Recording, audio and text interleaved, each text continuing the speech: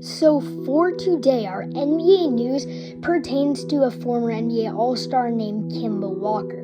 Kemba was the 9th pick in the 2011 NBA draft by the Charlotte Bobcats. He really struggled during the first part of his career because, the Charlotte Bobcats had the worst record in NBA history, going 7-59, but things turned around for Kemba real quickly. He became an All-Star and averaged 25 points a game for a ton of his career, became the Charlotte Hornets' all-time leading scorer, and, he put up 60 points in a game, was an all-star player. The only problem was that the Charlotte Hornets were a terrible team and only made the playoffs twice in Kemba's stint with them. Then after he went to Charlotte, he bumped around the league a bit more, went to Boston, then to New York, then got traded to the Detroit Pistons, and after that he was pretty much out of the NBA and everyone forgot about him. But earlier this season, the Dallas Mavericks ended up signing him for a contract that was really only supposed to last for 10 days, but Kemba played exceptionally well. In one game against the Cleveland Cavaliers, he proved himself, putting up 32 points a game, making the Dallas Mavericks front office wonder if he was really worth it. And he really did prove that. There was this one play at the end of the game where Kemba absolutely just shocked the Cleveland crowd. Everyone thought he was totally washed up. They were down 94-96. Kemba got the ball and tied the game to send it into overtime. Now, granted, Luka Doncic was injured during this game and could not play, so Kemba kind of had a big chance to carry, but you're letting Kemba Walker, who people thought was a washed-up star, get all over you, especially when your best players are Darius Garland and Donovan Mitchell and Jared Allen and Evan Mobley. You got a big four. The Cleveland Cavaliers are a really good team this year, but I digress. The point is, Kemba Walker was really playing well this season up until now when the Charlotte Hornets waived him for this season. I meant the Dallas Mavericks. But this is huge news. I mean, for a guy that was averaging 8 points a game this year, I have no idea why you would waive that guy, especially because he can help Luka out. Now, I know Luka is one of the best players in the NBA and is probably going to win NBA MVP this year, but Kemba Walker can be that voice in the room, in the locker room, telling Luka about his experience and everything. A lot of people, I think, forget that Kemba Walker was drafted in 2011. That is 11 years ago. So Kemba Walker has some great NBA experience. And for a young Dallas Mavericks team who does not really have much experience, I feel like they should have kept Kemba Walker. He is a great player who has gotten a lot of accomplishments. Kemba Walker, he has been a perennial all-star for a lot of his career. So when you waive a guy like Kemba Walker, I don't know, the Dallas Mavericks might be worse without Kemba Walker.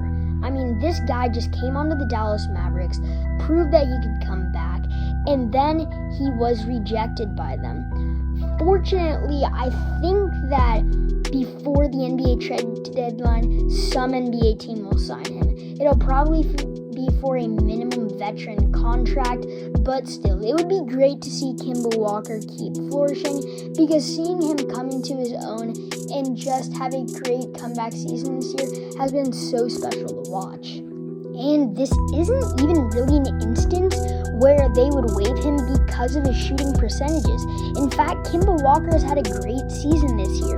He has been pretty average when it comes to an NBA player due to his field goal percentage.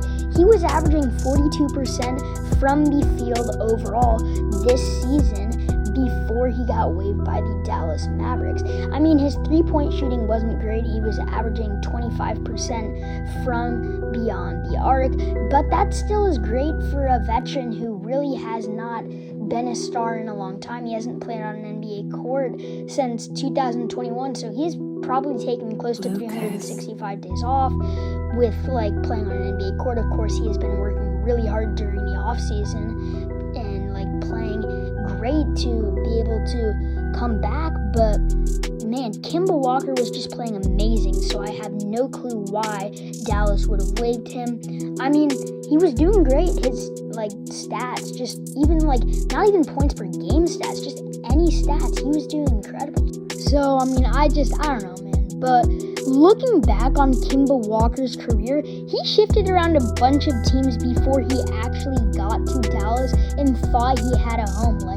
He bounced around from the Boston Celtics to the New York Knicks to the Detroit Pistons, who did end up waiving him. But what I'm talking about, I'm talking about before he was on the Dallas Mavericks, but after he left the Charlotte Hornets, because I feel like that was a big part in Kemba Walker's career. When he was on the Boston Celtics, he was still doing well. I mean, he wasn't the number one option anymore because Jason Tatum took his spot as the number one player when he broke out in the 2018-19 season.